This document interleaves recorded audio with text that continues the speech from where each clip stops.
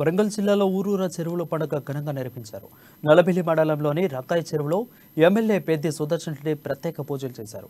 ఈ సందర్భంగా ఒకప్పుడు వాన పడితే పంట పండేది, కానీ ఇప్పుడు 3 పంటలకు సమృద్ధిగా సాగునీరు అందుతుందని ఎమ్మెల్యే పెద్ది సుదర్శన్ రెడ్డి తెలిపారు.